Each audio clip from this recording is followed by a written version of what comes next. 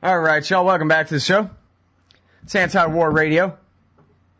I'm Scott Horton, and our first guest on the show today is Robert Naiman. He's Policy Director at Just Foreign Policy.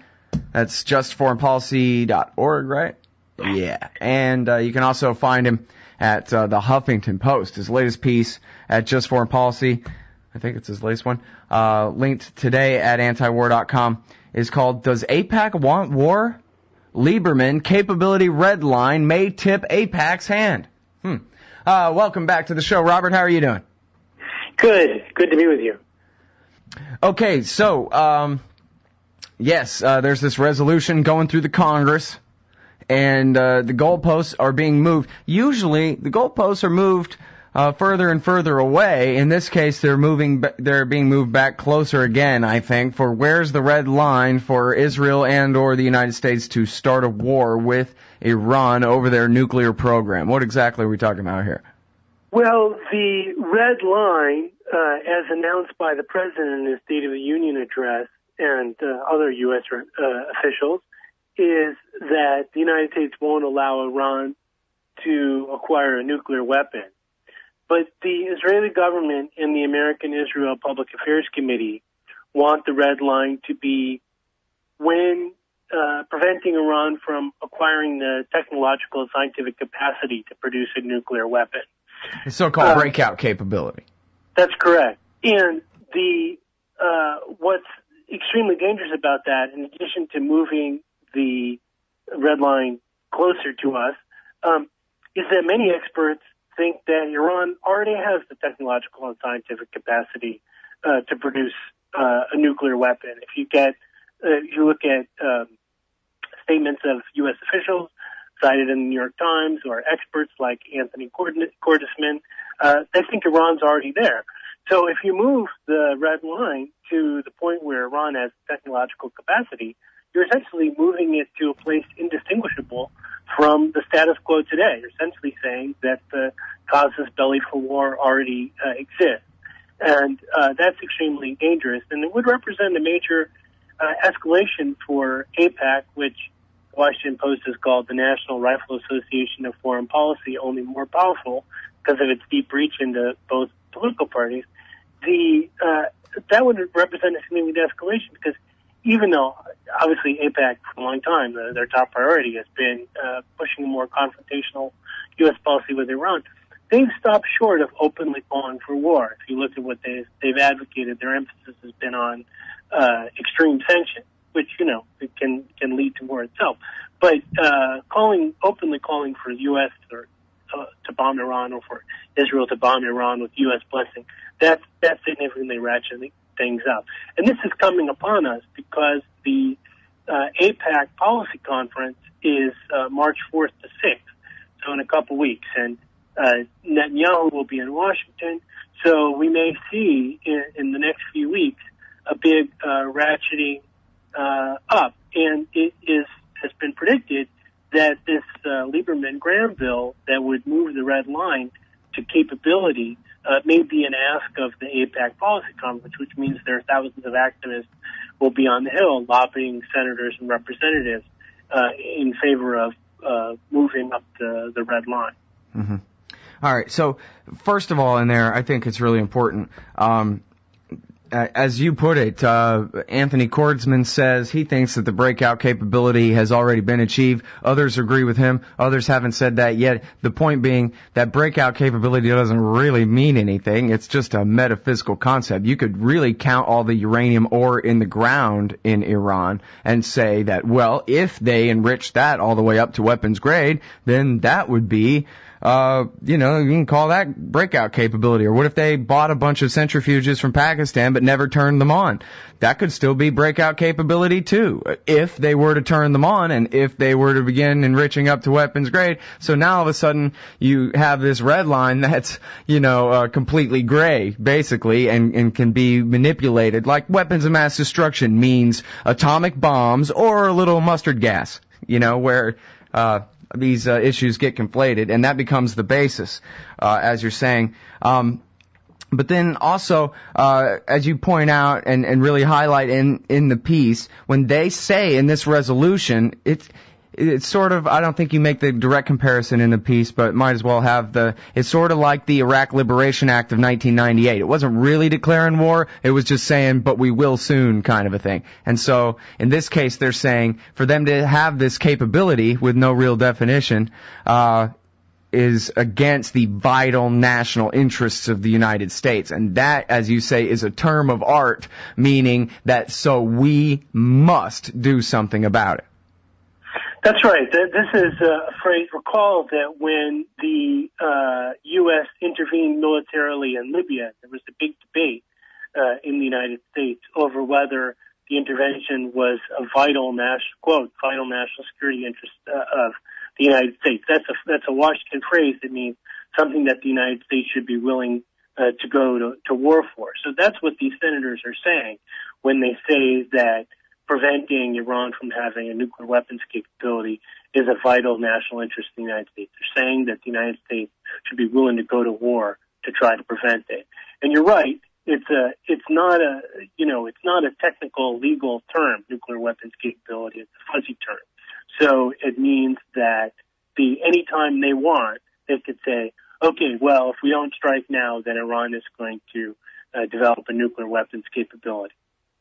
Now, this wouldn't really be binding on Barack Obama, but it certainly does help, set the stage, sort of like the Iraq Liberation Act did. I mean, how many times did we hear in 2002 and 2003 that, listen, even Bill Clinton had signed this thing, making it the official policy of America that we want regime change, that kind of thing, where, the groundwork is laid,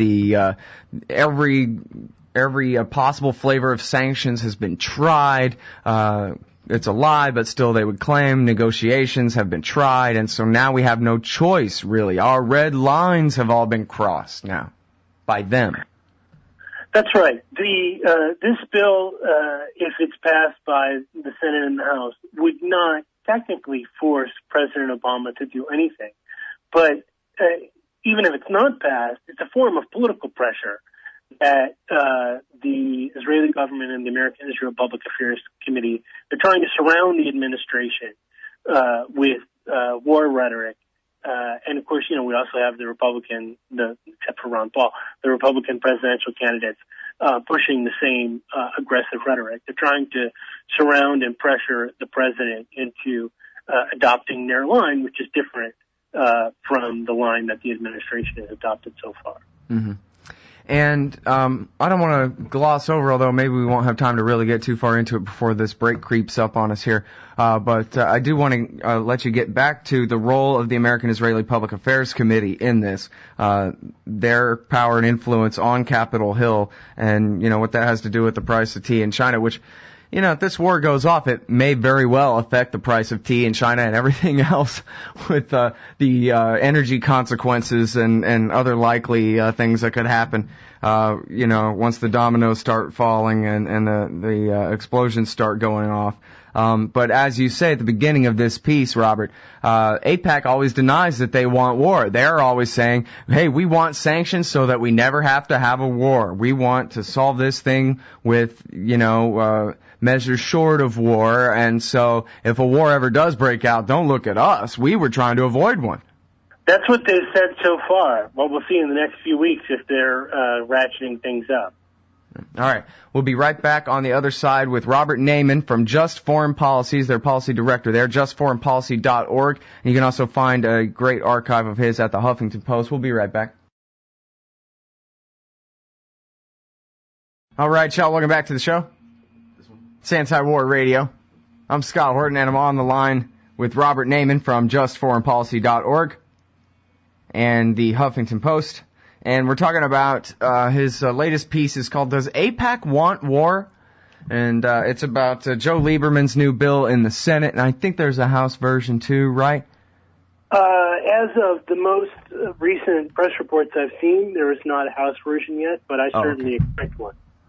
Yeah, well, it won't be long anyway. And by the way, I have trouble following up on every one of these. Did they ever pass the resolution that forbid any diplomacy with Iran from now on? The House passed a bill that it didn't forbid any diplomacy with Iran. It forbid diplomatic contact between the U.S. and officials designated a threat. So it left a wiggle room in there. It left wiggle room in there, and it's not a law because it was just passed the House. But it was clearly again, a form of pressure from the House on the administration against the use of diplomacy. All right. But in that case, luckily, you're saying there was no corresponding Senate version. Correct. And in fact, the Senate is still nominally controlled by Democrats, and the idea of prohibiting diplomatic contact is not well looked upon by Democratic senators. So can you tell us a little bit about, I guess, first of all, for people unfamiliar, however you measure it, what is exactly the amount of power and influence that the American-Israeli Public Affairs Committee has among other lobbies, for example, on Capitol Hill, and what is, in the recent term, more or less, last few years kind of history of their role in these kinds of resolutions coming out of the Congress, so hawkish on Iran, pushing for sanctions, etc.? Well, they're considered one of the most powerful lobbies in Washington, and in the realm of foreign policy, they're unique. There are other policy, there are other powerful lobbies, the anti-abortion lobby, pro-gun lobby, and so on. But these are domestic lobbies. So they're really in a class by themselves, and you want to see recent indicators. This recent round of tensions between the U.S. and Iran, this recent escalation, started with the passage of a bill by the Congress that required President Obama to impose new sanctions against Iran's central bank and to try to cut off Iran's oil exports. This bill was promoted by AIPAC, passed the Senate 100-0. So that gives you, that's the kind of lopsided result that one tends to see when AIPAC is on the case. And this, latest round of sanctions was the thing that induced some Iranian officials to threaten to close the Strait of Hormuz if their oil exports was cut off. So AIPAC is having tremendous influence on U.S. policy and driving the escalation between the U.S. and Iran. Now, I guess it was Scott Ritter years ago who said that rather than plan A, B, and C, this is all just step 1, 2, and 3. First we pretend that we tried to negotiate with them. Then we say that, we tried the most crippling sanctions we can come up with, and that still didn't persuade them. So now we have no choice but to go to war. Is that really all these, talks and whatever so-called negotiations and sanctions are all about? Really, is just laying the groundwork for saying, like they did about Saddam, we've tried everything and he's just too crazy to negotiate with? I think that's part of the story. I wouldn't say it's necessarily the whole story, but it's part of the story. There has been some attempt at diplomatic engagement by the Obama administration, but it's been too limited. There's decades of history of enmity between the United States and Iran, starting with the CIA overthrow of the democratically elected government of Iran in 1953. Small baby steps aren't necessarily going to turn things around. Unfortunately, the Obama administration, I think largely for domestic political reasons, moved too quickly from its initial efforts at diplomatic engagement towards the sanctions track. And part of it, I think, is that, whenever there is an attempt at diplomatic engagement, you have to ask the question, well, how serious is this? A negotiated agreement means compromise. It doesn't mean, here are my demands, sign here. And no outside analyst or, hardly anyone you can find who will say, well, we think that diplomacy and sanctions is going to force Iran to completely abandon its nuclear program. A diplomatic settlement is much more likely to look like the West agreeing that Iran can have a nuclear program and Iran agreeing to having very aggressive inspections by the International Atomic Energy Agency. And until now, the U.S. and Western policy is not clarified. What is their real bottom line? Sometimes they say that their bottom line is to compel Iran to cease enriching uranium. In other words, having its own domestic nuclear fuel production at all. Well, nobody thinks that that's serious. So if that's your diplomatic bottom line, then you don't have a serious diplomatic engagement. I think Murray Rothbard wrote years ago that he couldn't find a single example in history where sanctions worked at changing the behavior of the sanctioned nation the way that the sanctioners wanted it. Not one. Can you think of any? There is. They fail more than they work, and one partial exception, I would say, is the sanctions against apartheid South Africa. And I think that exception, I think, points to an important component. After all, not all sanctions are the same. You have to ask, what are the sanctions and what are the goals? In the case of the sanctions against apartheid South Africa, the goal was to bring about a non-racial democracy in South Africa, from which the black African majority was no longer excluded. This was seen worldwide as a legitimate goal. It was embraced throughout Africa. It was embraced in the international community. It was embraced in the United Nations. And, it was a goal that had the support of the majority of the South African population. Well, this situation isn't like that at all. Certainly the goal of preventing Iran from having any nuclear program at all isn't seen as internationally legitimate. It's not seen as legitimate in Iran. The desire, the belief that Iran should have has the right to its own nuclear energy program is held across the political spectrum. Even people who don't like the government, even people who support the Green Movement, supported the opposition in the last presidential election, believe that Iran has a right to have a nuclear program. And under the Nuclear Non-Proliferation Treaty, Iran has a right to a peaceful nuclear program. So the question here, I think, is not just do sanctions work, but do they work to force the government to adopt a policy which people in that government and that country believe is their right and their, as a consensus political demand. And that is what some people are trying to do here, is to compel the Iranian government to adopt a policy considered to be, an imposition of foreigners against the will of Iranian public opinion. And of course, another part of the story is that, some people in Washington have an explicit goal of regime change. The issue isn't really Iran having a nuclear program. It's with the Iranian government. And this is a wedge that they want to use to try and overthrow the Iranian government. And if they could replace the Iranian government with the government friendly to they perceive to be friendly to the United States, then they don't really care if Iran has a nuclear program. This, of course, is, again, not a legitimate goal. It's not a legitimate national security interest in the United States to go around overthrowing other people's governments, whether we like them or not. And that policy has gotten us into a lot of trouble in the past. For example, when the CIA overthrew the Iranian government, democratically elected Iranian government in 1953.